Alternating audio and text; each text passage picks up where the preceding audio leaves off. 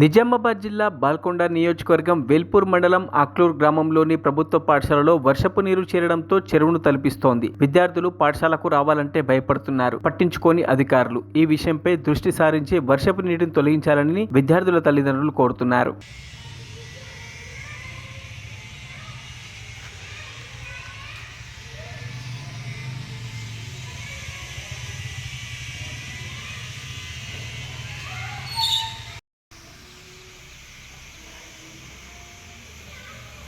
చెప్పడం అనేది మనకు ఎండాకాలంలో బస్సు వస్తుంది.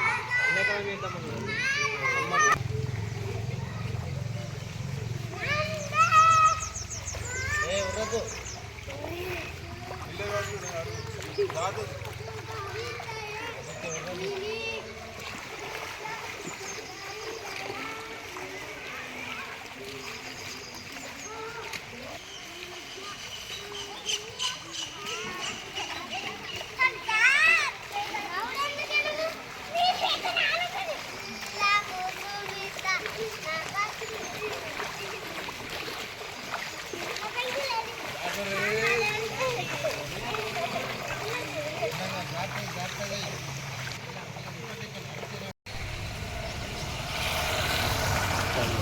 Good morning. అక్లూరు విలేజ్ నుంచి అక్లూరు విలేజ్ నుంచి వైస్ ప్రెసిడెంట్ గారిని మాట్లాడుతున్నాను సార్. ఎందుకంటే ఈ మా యూపీఎస్ అక్లూరు గవర్నమెంట్ స్కూల్లో ఈ వాటరు వర్షం కారణంగా వాటర్ నిలిచిపోయింది. దీన్ని తొందరగా అధికారులు దీన్ని వాటర్ను అక్కడ డ్రైనేజ్లోకి తొలగించాలని చెప్పేసానని మేము గవర్నమెంట్కు ఈ స్కూల్కు సంబంధించినటువంటి యజమానులకు మేము తెలియజేస్తున్నాం సార్. ఏంటంటే ఇప్పుడు మనకి ఇక్కడ ఈ పిల్లలు ఈ బ్యాడ్ వాటర్ ద్వారా ఏమవుతుందంటే కాళ్ళు చెడడం కానీ ఇబ్బందులు ఇప్పటికీ పిల్లలు చాలామంది ఫీవర్తో ఉండడం వల్ల డెంగ్యూ జ్వరాలు పిల్లలకు పేద పిల్లలు ఉన్నారు ఇక్కడ. ఇప్పుడు ఇక్కడ మరమ్మతులు ఇవన్నీ ఈ స్కూల్లో జరుగుతున్నటువంటి ఇవి క్రమంగా ఇవి లేకపోవడం వల్ల సవలతు లేకపోవడం వల్ల చాలామంది పిల్లలు అనేది ప్రైవేట్ స్కూళ్ళకి వెళ్ళడం జరుగుతుంది. అన్ని సవలతులు గవర్నమెంట్ అనేది ఇవన్నీ సక్రమంగా పిల్లలకు అనుకూలమైనటువంటి ఇవి ఉంటే చాలామంది పిల్లలు ఇక్కడ చదువుకునడానికి అవకాశం ఉంటుంది సార్. దీనికి ఖచ్చితంగా మీరు దీన్ని చర్య తీసుకొని దీని మరమ్మతులు చేపట్టి అక్కడ సార్ మాకు ఇంకా స్వరస్పతి దగ్గర ఉన్నటువంటి పైన హైట్గా కనబడుతున్నటువంటి స్కూల్ అది ఏదైతుందో సార్ దాని వర్షానికి అది కూలిపోవడం జరిగింది. దాన్ని అధికారులు ఎవరు పట్టించుకోవడం లేదు సార్. ఇంకోటి ఏంటంటే స్లాపు ఇంకా దాని పక్కకు ఉన్నటువంటి స్కూల్ కూడా అది కూలిపోయింది. అది చాలా ప్రమాదకరంగా ఉన్నది.